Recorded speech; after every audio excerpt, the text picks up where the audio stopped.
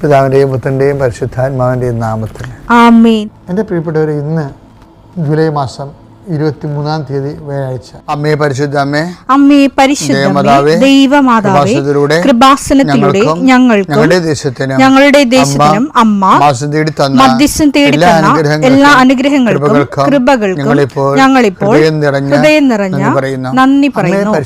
അമ്മേ പരിശുദ്ധമേ, ദൈവമാതാവേ, 2004 ഡിസംബർ 7-ാം തീയതി ഉച്ചകഴിഞ്ഞ് 2:30 കൃപാസനത്തിൽ സംഭവിച്ച അമ്മയുടെ പ്രത്യക്ഷപ്പെടലിനെക്കുറിച്ച് തിരുസഭയ്ക്ക് സമർപ്പിച്ചിരിക്കുന്ന പഠനരേഖകളുടെ മേൽ സഭാത്മകമായ പഠനം ആരംഭിക്കുവാൻ ഞങ്ങൾ പ്രാർത്ഥിക്കുന്നു.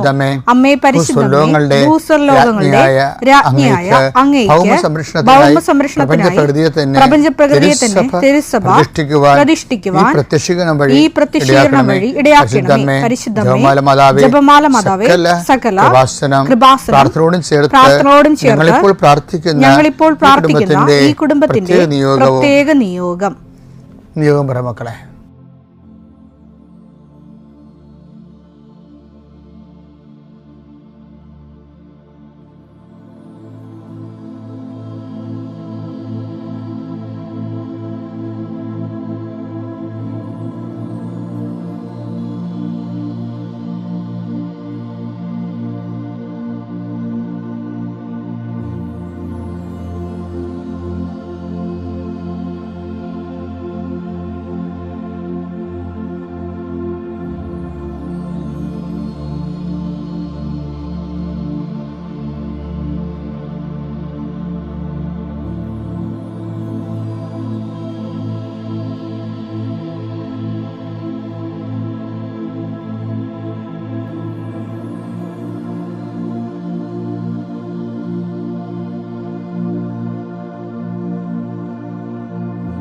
അമ്മയുടെ പ്രത്യക്ഷീകരണത്തിന്റെ ഈ അനുഗ്രഹവേളയിൽ ഞങ്ങൾക്ക് സാധിച്ചു തരുവാൻ കനിയണമേ.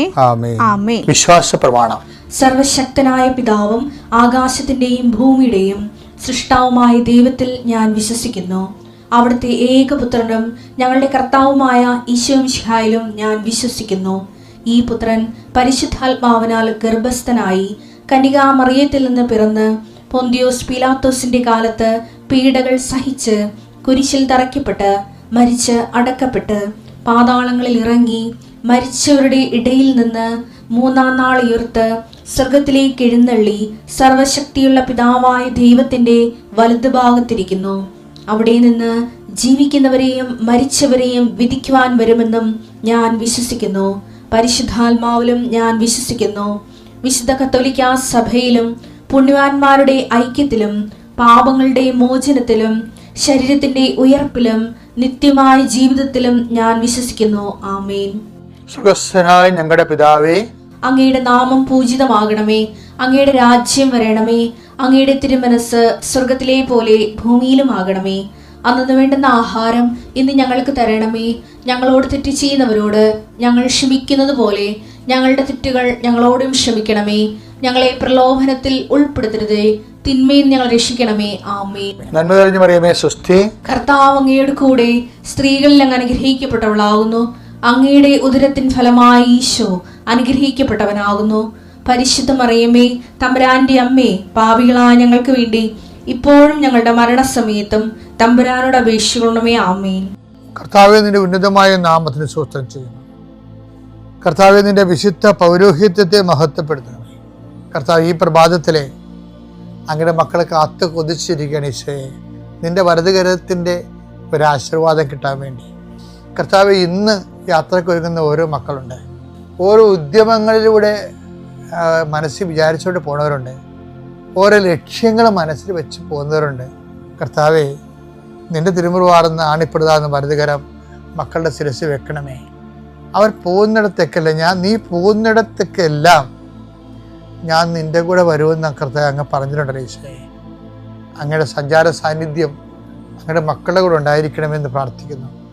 കർത്താവേ, ഉദ്യോഗത്തിൻ്റെ കാര്യത്തിന് വേണ്ടി പോകുന്നവരുണ്ട്, പഠന കാര്യങ്ങൾക്ക് വേണ്ടി പോകുന്നവരുണ്ട്, ജീവിത വ്യാപാരങ്ങൾക്ക് സാമ്പത്തിക കാര്യങ്ങൾക്ക് വേണ്ടി പോകുന്നവരുണ്ട്, ജോലി സംബന്ധമായ കാര്യങ്ങൾക്ക് വേണ്ടി പോകുന്നത് അവരുടെ എല്ലാം കർത്താവിൻ്റെ തിരുസന്നിധിയിൽ സമർപ്പിക്കുന്നു. ടെസ്റ്റ്, ഇൻ്റർവ്യൂ, പരീക്ഷ, പിന്നെ ഏജൻസി, ക്രയവിക്രയങ്ങൾ, ജീവിതമാർഗങ്ങൾ, വിദൂര യാത്രകൾ, അങ്ങനെ ബന്ധുത്വമൊക്കെ പോകുന്ന വിവാഹ യാത്രകൾ, ഈശോയെ എവിടെയെല്ലാമൊക്കെ പോകുന്നു അവിടെയെല്ലാം അങ്ങയുടെ മക്കളുടെ കൂടെ നീ ഉണ്ടാകണമേ എന്ന് പ്രാർത്ഥിക്കുന്നു. ഇന്നത്തെ മുഴുവൻ യാത്രകളിൽ കർത്താവ് നിൻ്റെ കൂടെ ഉണ്ടാവുകയും മാതാവ് നിൻ്റെ വലതുകരം ഗ്രഹിക്കുകയും സഞ്ചാരി മാതാവ് രാത്രി നീ തിരികെ വരുമ്പോൾ നിന്നെ ആരോഗ്യത്തോടെയും സമാധാനത്തോടെയും സുരക്ഷിതമായി ദൈവം നിന്നെ തിരികെ എത്തിക്കുകയും ചെയ്യട്ടെ. നിത്യം പിതാവും പുത്രനും പരിശുദ്ധാത്മാശ്വസിക്കുകയാണ്. പ്രിയപ്പെട്ട ഉടമ്പടിയിലെ ഒരു വിഷയമേ, ഉടമ്പടി തുടക്കുമ്പോൾ തന്നെ എബ്രാഹത്തിനോട് ദൈവം പറയും, ഇത് ബൈലാറ്ററൽ എഗ്രിമെൻ്റ് ആണ്, നമ്മൾ തമ്മിൽ ഉഭയകക്ഷിയാണ്, ഒരു കക്ഷി ഞാനാണ്, ഒരു കക്ഷി നീയാണ്, അതുകൊണ്ട് ഞാനുമായിട്ട് ഉടമ്പടി ചെയ്യാൻ നീ യോഗ്യനല്ല, പക്ഷെ അതുകൊണ്ട് നിനക്ക് ചെയ്യാവുന്ന ഇത്രയേ ഉള്ളൂ, നീ കുറ്റമറ്റവനായിരിക്കണം എന്ന് പറയും. പിന്നെ എൻ്റെ മുമ്പിൽ തന്നെ വിരാജിക്കണം. നമ്മൾ എപ്പോഴും പറയുന്നത് വചനം വായിച്ചേ, ഉൽപ്പത്തി 17:1. അബ്രാമിന് 99 വയസ്സായപ്പോൾ കർത്താവ് പ്രത്യക്ഷപ്പെട്ട് അവനോട് അരുളി ചെയ്തു, സർവശക്തനായ ദൈവമാണ് ഞാൻ, എന്റെ മുമ്പിൽ വ്യാപരിക്കുക, കുറ്റമറ്റവനായി വർത്തിക്കുക. അപ്പൊ നമ്മള് ഓർക്കണെന്താ അറിയാവോ, എന്ത് കുറ്റമായിരിക്കും എന്ന് വെച്ച് കഴിഞ്ഞാല് അപ്പോഴാണ് നമ്മുടെ ശ്രദ്ധയിലേക്ക് വരണത്. ഞാനിത് ദൈവത്തോടും ചോദിച്ചിട്ടുള്ള ചോദ്യമാണ്, ദൈവമേ എന്ത് കുറ്റമാണ് ഉദ്ദേശിക്കുന്നത്? കൽപ്പനാപരമായ കുറ്റമാണ്. 10 കൽപ്പനയല്ല ദൈവം തന്നിരിക്കുന്ന വചനം. ആ വചനത്തിന് അതിൻ്റെ ഒരു പരിധി വരുന്ന കുറ്റങ്ങളാണോ എന്ന് വെച്ചപ്പോൾ കർത്താവിൻ്റെ വചനം എനിക്ക് തന്നെ എന്തറിയാമോ, കർത്താവ് കുറ്റം ചുമത്താത്തവൻ ഭാഗ്യവനാണ്. വചനത്തിനേക്കാളും വലുതാണല്ലോ, കൽപ്പനയേക്കാൾ വലുതാണല്ലോ ക്രിസ്തു. അപ്പം കർത്താവ് കുറ്റം ചുമത്താത്തവൻ ഭാഗ്യവാൻ. അവനെടുത്ത് റോമൻ 4:8, കർത്താവ് കുറ്റം ചുമത്താത്തവൻ ഭാഗ്യവാൻ. കർത്താവ് കുറ്റം ചുമത്താത്തവൻ ഭാഗ്യവാൻ. ഇത് പഴയ നിയമത്തിൽ റെഫറൻസാണ് ഉള്ളത്, പക്ഷെ പൗലോസ് അപ്പോസ്തലൻ കോട്ട് ചെയ്തിരിക്കുന്ന കാരണം പുതിയ നിയമത്തിൻ്റെ പരിപ്രേക്ഷ്യത്തിലെ ഈശോയാണ് കർത്താവ്. ഈശോ കുറ്റം ചുമത്താത്ത ആളാണ് ഭാഗ്യവാൻ എന്ന് പറയണത്. ഈശോ കുറ്റം ചുമത്താത്ത ആളെന്ന് പറയുമ്പോൾ നമ്മുടെ പഴയ നിയമത്തിലെ 10 കൽപ്പനയല്ല അത് ശരിക്കും പറഞ്ഞാൽ. ഈശോ നമ്മളുടെ ഒരു ദൈവ പൈതലായിട്ട് ഈശോയുടെ മുമ്പിലുള്ളത് ആരാണെന്ന് അറിയാമോ? ദൈവ പൈതലാവുള്ളത്. ദൈവ പൈതങ്ങൾക്ക് കൊടുത്തിരിക്കുന്ന കൽപ്പനകളാണ് ഈശോയുടെ എല്ലാ വചനങ്ങളും. അപ്പം നിങ്ങളോട് ചണ്ട കൂടി, അതാണ് ഈശോ ഒരു കർണത്തടിക്കുന്നവന് മറുകരണം കാണിച്ചു കൊടുക്കാന്നൊക്കെ പറഞ്ഞത് എന്താണ്? നിങ്ങളോട് ചണ്ട കൂടി ഉടുപ്പ് കരസ്ഥമാക്കാൻ ഉദ്ദേശിക്കുന്നവരോടും അവരുടെ സ്നേഹം നീ കളയരുത് എന്നാണ് ഉദ്ദേശിച്ചത്. നിന്നെ ഉപദ്രവിച്ചാലും നിന്റെ സ്നേഹം നശിച്ചു പോകരുത്. അപ്പൊ അതായത് ആ വചനം എടുത്തേ, മത്തായി 5:39. എന്നാൽ ഞാൻ നിങ്ങളോട് പറയുന്നു, ദുഷ്ടനെ എതിർക്കരുത്, വലത് കർണത്തടിക്കുന്നവന്. അപ്പൊ ദുഷ്ടനെ എതിർക്കരുത് എന്ന് പറഞ്ഞിട്ട് അപ്പൊ പഴയ നിയമത്തിൽ നിന്നൊക്കെ ഒത്തിരി മാറി. അതാണ് കർത്താവ് എന്ന് പറയണത്. പിന്നെ എന്താണ് ആ ദുഷ്ടനെ എതിർക്കരുതെന്ന് പറഞ്ഞിട്ട് പിന്നെ പറയണെന്താ അറിയാവോ? നിന്റെ വലത് കർണത്തെ അടിക്കുന്നവന് മറ്റേ കരണം കൂടി കാണിച്ചു കൊടുക്കുക എന്ന് വെച്ച് കഴിഞ്ഞാൽ അതിൻ്റെ അർത്ഥം എന്താണ്? കരണം കൂടി ഇല്ലാന്നില്ല അതിൻ്റെ അർത്ഥം. അപ്പം ബോധം ഇല്ലാത്തതുകൊണ്ട് ചിലപ്പോൾ അടിച്ച് തലയെ പിടിച്ചിട്ട് വരും. അതല്ല, നിന്നെ ഉപദ്രവിച്ചാലും ആ ഉപദ്രവിക്കുന്നതിനുള്ള സ്നേഹം നീ ബാക്കി സൂക്ഷിക്കണം. അതാണ് സംഭവം. നിന്നെ ഉപദ്രവിച്ചാലും, നിന്നെ ആരൊക്കെ ഉപദ്രവിച്ചു വിചാരിച്ചോ, എന്നാലും ഇപ്പം മാനസിക ഉപദ്രവിക്കുന്നവരുണ്ട്, ശാരീരികമായി ഉപദ്രവിക്കുന്നവരുണ്ട്. അങ്ങനെ നിന്നെ ഉപദ്രവിച്ചാലും ആ ഉപദ്രവകാരിയോടുള്ള സ്നേഹം നീ കുറയ്ക്കരുത്. അതെപ്പോഴും മനസ്സിൽ സൂക്ഷിക്കണം. എനിക്ക് ഏറ്റവും ഇഷ്ടപ്പെടുന്നറിയാമോ? ഞാൻ എപ്പോഴും പറയുമോ, ലോങ്കിനോസ് എന്ന് പറഞ്ഞ ഒരാളുണ്ടായിരുന്നില്ല ഈശോയ്ക്ക്. ഈശോയുടെ ജീവിതത്തിലേക്ക് ഏറ്റവും ഇഷ്ടപ്പെട്ട കാര്യമാണത് ലോങ്കിനോസ്. അപ്പം ലോങ്കിനോസ് എന്ന് പറയുന്നത് എൻ്റെ അർത്ഥം കുന്തക്കാരാണ്. പേരൊന്നും അറിയാൻ പാടില്ല. ബൈബിൾ എഴുതിയ ആളിന് പറഞ്ഞു കുന്തക്കാർ എന്ന് പറഞ്ഞ ഒരാളുണ്ടായിരുന്നു. അവൻ ദുഷ്ടനായിരുന്നു, ഒറ്റക്കണ്ണനായിരുന്നവൻ. ആ ഒറ്റക്കണ്ണും വെച്ചുകൊണ്ട് അവൻ പ്രധാന ആചാര്യന്മാരെ സൂചിപ്പിക്കാൻ വേണ്ടി മരിച്ചു കിടക്കണ ഈശോ അടുത്ത് ഇവൻ വന്ന് ഈ കുന്തവും പിടിച്ചുകൊണ്ട് കർത്താവ് മരിച്ചു വരില്ലെന്ന് അറിയാൻ വേണ്ടി ചങ്കിലെ കുത്തു. അപ്പോൾ എനിക്ക് ഭാഗം എന്ന് പറയണത് ഭയങ്കര ട്രഡീഷനുള്ള ഭാഗമാണിത്. ഇപ്പോൾ ഞാനെപ്പോഴും ചിന്തിക്കണമെന്ന് അറിയാമോ? ഇപ്പോൾ നാഥാനിയൽ വന്നില്ലേ? ഇപ്പം നാഥാനിയൽ കർത്താവിൻ്റെ അടുത്ത് വന്നില്ലേ? കർത്താവിനോട് പരിശുദ്ധാത്മ പറഞ്ഞേ, ഇവൻ നല്ല സ്റ്റഫാണ് കേട്ടോ, വർക്ക് ചെയ്യാൻ പറ്റിയ സ്റ്റഫാണെന്ന് പറഞ്ഞു. എന്ന് വെച്ച് കഴിഞ്ഞാൽ ഇവൻ വർക്ക് ഇവൻ നീ പറയണ കാര്യങ്ങൾ അക്സെപ്റ്റ് ചെയ്തിട്ട് അപ്ലിക്കബിലിറ്റി ചെയ്യും. ഇവൻ ദൈവരാജ്യത്തിന് പറ്റിയ ഒരു സ്റ്റഫാണ്, നിനക്ക് വർക്ക് ചെയ്യാൻ പറ്റിയ പരിശുദ്ധാത്മാവ് ഈശോയ്ക്ക് ഒരു നോട്ട് കൊടുത്തു.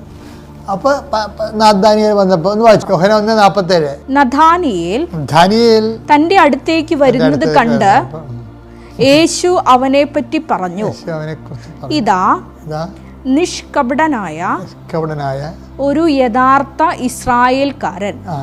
ഇതാണ് യേശുവിൻ്റെ ഒരു ഒരു ഫോർസീയിങ് ആയിട്ടുള്ള ഫാക്കൽറ്റി. കഴിഞ്ഞാൽ നഥാനിയേൽ വരുമ്പോൾ തന്നെ മൊത്തം അവൻ ഈശോയുടെ പ്രമിസിൽ എത്തുമ്പോൾ തന്നെ കർത്താവ് മുഴുവൻ ഡീറ്റെയിൽസ് കർത്താവിൻ്റെ കയ്യിലെത്തും. അവൻ നഥാനിയേലാണ്, മോർ ദാൻ എ ജേക്കബ്. ഭയങ്കര നഥാനിയേൽ റിപ്പോർട്ടൊന്നും his more than a Jacob. ഇത് ജേക്കബ് കള്ളനായിരുന്നല്ല, കാപട്യക്കാരനായിരുന്നല്ല, ഇവന് അങ്ങനെ പോലും കാപട്യം ഇല്ലാത്തവനാണ്, നിനക്ക് വർക്ക് ചെയ്യാൻ പറ്റിയ ആളാണെന്ന് പറഞ്ഞു. അപ്പോൾ ഇതാണ് ഈശോയുടെ ഒരു മൈൻഡ് സെറ്റ് എന്ന് പറയുന്നത്, മൈൻഡിൻ്റെ ഒരു ഫാക്കൽറ്റി എന്ന് പറഞ്ഞാൽ. ഇത് തന്നെയാണ് ഈശോ മരിക്കണ മുമ്പ് ഈ ലോങ്കിനോസില്ലേ, കുന്തക്കാരൻ, അയാൾ വരുന്ന കണ്ടിട്ടുണ്ട് ഈശോ. അതാണ് ഈ പ്രിൻസിപ്പിൾ അങ്ങോട്ട് അപ്ലിക്കേറ്റ് ചെയ്തതിന് നമുക്കറിയാം, ഈ കുന്തക്കാരൻ താൻ മരിച്ചു കഴിഞ്ഞും ഈ ഒറ്റക്കണ്ണം വരുമെന്ന്, തൻ്റെ ചങ്കരി കൊത്തുമെന്നൊക്കെ അറിയാം. എന്നിട്ടെന്താ ചെയ്തെന്നറിയാമോ? ആ ഹൃദയത്തിൽ ഇവനുള്ള വെള്ളവും ചോരയും ദൈവം സൂക്ഷിച്ച് വെച്ചിട്ടാണ് മരിക്കണത്. കരുതൽ സൂക്ഷിച്ച് വെച്ചിട്ടാണ് മരിക്കണത്. ആ ട്രഡീഷൻ ഭയങ്കര സൂപ്പർ ട്രഡീഷനാണ്. അങ്ങനെ ഈശോ അങ്ങനെ തന്നെ ചെയ്യണ കക്ഷിയാണെന്ന് നമുക്കറിയാം. ഞാൻ ഇത്രയും നാളും നമ്മൾ ഈശോയുമായിട്ട് നമ്മൾ സഞ്ചരിക്കുക, ഈശോ അങ്ങനെ തന്നെ ചെയ്യത്തുള്ളൂ. അവന് ആ ഒറ്റക്കണ്ണന് അവന് കുത്താൻ വേണ്ടി വന്ന വൈരാഗിക്ക് വന്ന് മറ്റുള്ള ഈശോൻ്റെ നാമത്തെ പ്രതി മറ്റുള്ളവരുടെ മുമ്പിൽ ആളാകാൻ വേണ്ടി അവർക്ക് സപ്പോർട്ട് ചെയ്യാൻ വേണ്ടി വന്ന ആളാണ്. അവൻ്റെ കണ്ണ് തുറക്കാൻ വേണ്ടി കർത്താവ് ഒരു തുള്ളി ചോരയും നീരും സൂക്ഷിച്ചു വെച്ചിരുന്നു. ഇതാണ് ഒരു ഈശോ എന്ന് പറഞ്ഞ സംഭവം. ഈശോ എന്ന് പറയുന്ന ഒരു റിഡംപ്റ്റീവ് യാഥാർത്ഥ്യം അതാണ്. നമുക്ക് ഒന്നും പറയാൻ പറ്റത്തില്ല. എനിക്ക് ഭയങ്കര സങ്കടമാണ്. എന്ന് വെച്ച് കഴിഞ്ഞാൽ ഇതാണ് കൈമാറേണ്ടത്, ഈ ഈശോനെ കൈമാറേണ്ടത്. അല്ലാതെ നമ്മൾ ടെക്നിക്കൽ ഡോക്യുമെൻറ്റുകളൊക്കെ കൈമാറി കഴിഞ്ഞാൽ കുഴപ്പമൊന്നും അറിയാമോ? ആ ഒരു അക്കാഡമിക് ലെവലിൽ മാത്രമേ സുവിശേഷ വേല നടക്കത്തുള്ളൂ. നമ്മൾ വല്ല ഡോക്യുമെൻറ്റും താഴേക്ക് വരികയും അത് ആരെങ്കിലും രക്ഷിച്ച് നമ്മൾ ആൾക്കാരെ അതിലേക്ക് ആഗ്രഹിച്ചിട്ട് ഒരു കുഴപ്പമില്ല. പക്ഷേ സഭയുടെ അച്ചടക്കത്തിനും അതുപോലെ തന്നെ നമ്മുടെ വിശ്വാസത്തിൻ്റെ ഭദ്രതയ്ക്കും അതെല്ലാം ആവശ്യമാണ്. ആവശ്യമല്ല, അത്യാവശ്യമാണ്. പക്ഷേ ഞാൻ പറഞ്ഞു വരുന്നതിൻ്റെ കാരണം വെച്ച് കഴിഞ്ഞാൽ ഈശോയെ ഈ കാലത്തുള്ള ആൾക്കാർ എങ്ങനെ ഈശോയെ കണക്ട് ചെയ്യണം, ആ കണക്ട് ചെയ്യണത് ഈ ഈശോയുടെ ഈ ബിഹേവിയറുണ്ട്.